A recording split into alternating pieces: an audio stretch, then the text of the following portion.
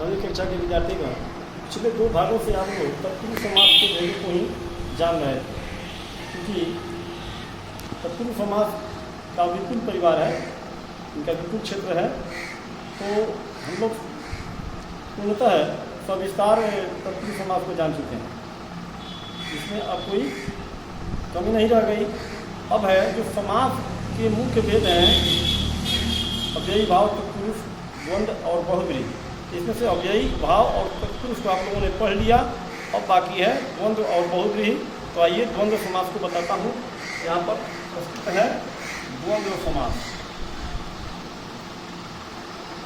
द्वंद्व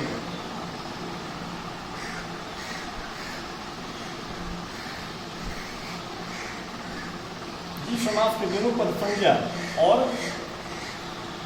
प्रधान हो,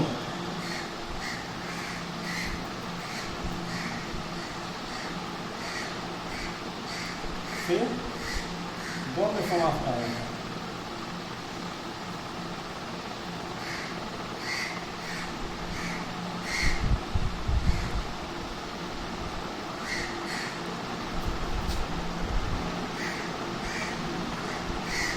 द्वंद्व समास कहा जाता है।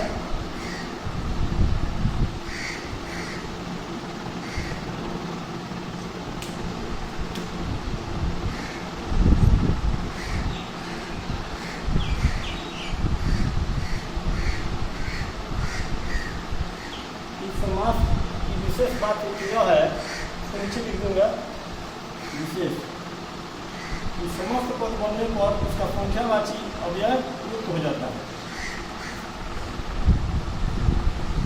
समस्त पद में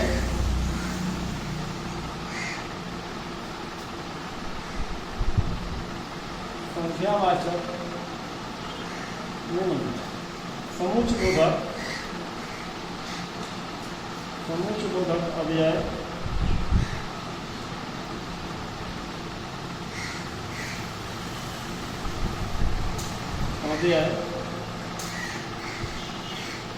खास करके और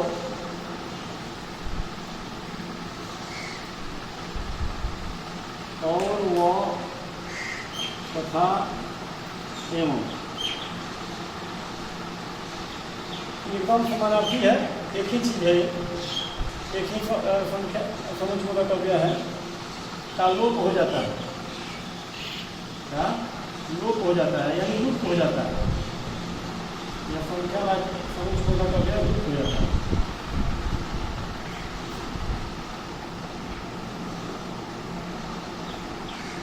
नहीं दिखता, और विग्रह होने पर यह निश्चित रूप से दिखता है।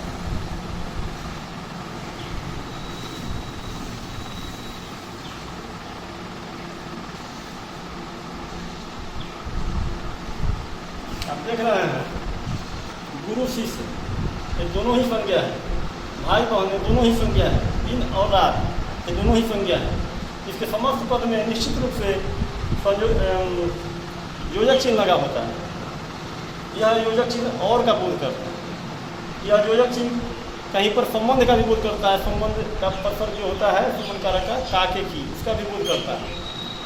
योजक चिन्ह का प्रयोग एक शब्द के बाकी भाग को भी जोड़ने में होता है। जैसे कि किसी पंक्ति के अंत में हम किसी शब्द को लिख रहे हैं और उसके 2 अक्षरों को लिख पा रहे हैं, एक अक्षर या 2 अक्षर को नहीं लिख पा रहे हैं, तो योजक चिन्ह दे करके हम बाकी शब्द के बाकी अक्षरों को नीचे की पंक्ति में लिख देते हैं। तो ऐसे वह जोड़ देता है आपस में उनके बाकी से। तो योजक इसका काम ही है जोड़ने का, लेकिन यहाँ पर और के लिए इसका प्रयोग है, कहीं पर काके की के लिए भी प्रयोग होता है। अब देखिए, तो इसमें यह रहेगा योजक चिन्ह, और जब विग्रह होगा तो इसका जो और होगा वह प्रकट हो जाएगा। ये समुच्चयबोधक अव्यय, ये समुच्चयबोधक अव्यय का लोप होकर के जो है सो समास पद बनता है, और विग्रह करते ही निश्चित रूप से समुच्चयबोधक अव्यय और आ जाता है, और या तथा या वो या एवं। गुरु शिष्य, गुरु और शिष्य, भाई बहन, भाई और बहन, दिन रात दिन और रात। आप देख रहे हैं कि दोनों ही पद संज्ञा है और दोनों ही पद प्रधान है, समान भाव है इनका, समान अर्थ है इस समासिक पद में, इसके अतिरिक्त और कुछ नहीं है। चलिए अब बहुब्रीहि समास को देखते हैं। बहुब्रीहि समास में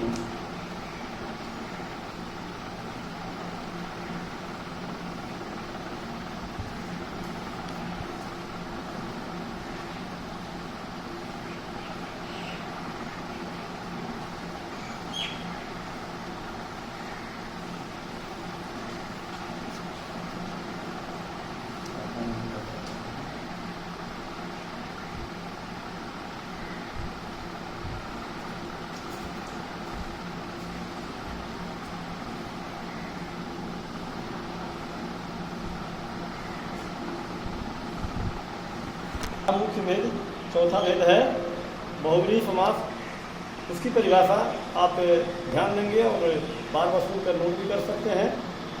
जिस समास का दोनों पद मिलकर अपने अर्थ की प्रधानता को न प्रकट करते हुए किसी अन्य पद यानी अपने दोनों के अलावा किसी दूसरे यानी अपने दोनों को छोड़कर किसी तीसरे अर्थ तीसरे पद की प्रधानता को प्रकट करते हों, वहाँ बहुव्रीहि समास होता है। जिस समास के दोनों पद मिलकर अपने अर्थ की प्रधानता को छोड़ते हुए किसी तीसरे पद की प्रधानता को प्रकट करते हैं, वहाँ बहुव्रीहि समास होता है। वह बहुव्रीहि समास कहलाता है। जैसे पीताम्बर, पीताम्बर कर्मधारय समास भी होता है और पीताम्बर बहुव्रीहि समास भी होता है। बार बार इसको लेकर के अच्छे अच्छे जानकार लोगों में भी भ्रम हो जाता है और वह तर्क वितर्क और कुतर्क भी करने लगते हैं। तो आप ध्यान देंगे, पद एक ही है पीताम्बर, लेकिन विग्रह पर निर्भर करता है। विग्रह से निर्णय किया जाएगा कि वह कौन सा समास है। जैसे पीत है जो अंबर, पीत है जो अंबर वह है पीताम्बर। तो पीताम्बर यानी पीला वस्त्र, पीत मतलब पीला, अंबर मतलब वस्त्र। तो पीत है जो अंबर यानी वहाँ अंबर वस्त्र की विशेषता बताई जा रही है कि वह वस्त्र जो पीत है यानी पीला है, वह पीला वस्त्र, वह वस्त्र जो पीला है। तो फिर वस्त्र की विशेषता बताई गई। वस्त्र वहाँ विशेषण है यानी अंबर विशेषण है, नहीं विशेषण है, अंबर विशेष है और क्या है, पीला विशेषण है। पीला का तत्सम शब्द यहाँ प्रयुक्त हुआ है पित्त, यह तत्सम है, संस्कृत में प्रयुक्त होने वाला पद है यह। तो संस्कृत के जो पद हिंदी में उसी रूप में प्रयुक्त होते हैं, मतलब उसी के समान, तत् मतलब वह, सम मतलब समान, उसी के समान प्रयुक्त होते हैं, इसलिए उनको तत्सम कहते हैं। तो तत्सम शब्द का प्रावधान है हिंदी में। तो यहाँ पित्त तत्सम है जिसका अर्थ है पीला और अंबर वस्त्र। तो पित्त है जो अंबर यानी पीताम्बर। दूसरा है कि पित्त है जिसका अंबर, अर्थात वह, वहाँ वह का भाव आता है। वह है कौन, पीताम्बर। वह व्यक्ति है पीताम्बर जिसका अंबर पीत है, जिसका अंबर पीला है, जिसका वस्त्र पीला है, वह व्यक्ति पीताम्बर है। यह भाव जहाँ प्रकट होता है वहाँ बहुव्रीहि हो गया। यानी पीत और अंबर दोनों की ही प्रधानता नहीं रही, दोनों के अर्थों की प्रधानता गौण हो गई। दोनों पद मिल करके समास का निर्माण किए, लेकिन इनके पद की अर्थ की प्रधानता गौण हो गई और अपने अर्थ की प्रधानता को छोड़ते हुए तीसरे पद यानी पीला वस्त्र धारण करने वाले यानी भगवान विष्णु की प्रधानता को प्रकट करते हैं, भगवान विष्णु का अर्थ प्रकट करते हैं यहाँ पर, इसलिए वह बहुव्रीहि हो गई। अब जैसे नीलकंठ, नीला है जो कंठ, अगर यह विग्रह किया जाता है तो यह भी हो गया कर्मधारय।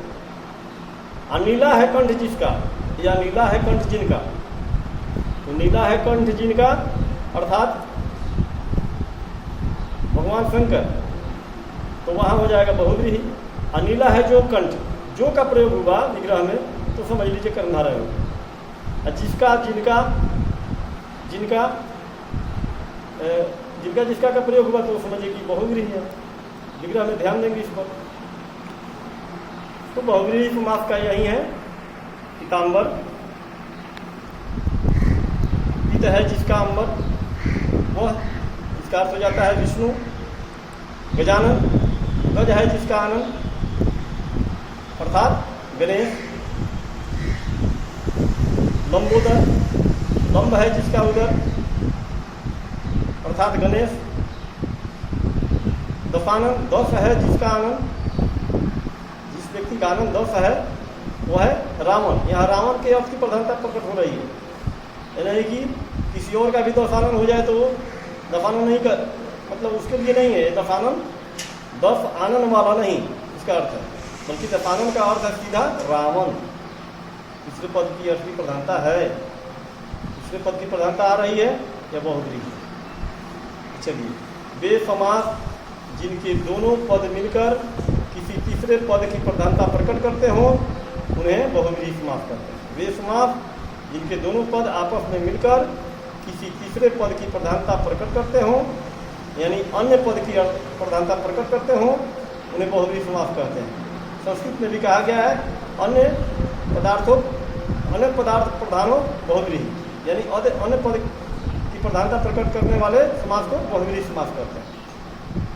चलिए, धन्यवाद। अब समास प्रकरण पूर्णतः आपका यहीं समाप्त हुआ। आगे मिलते हैं क्षितिज में, अगले भाग में। तब तक के लिए धन्यवाद।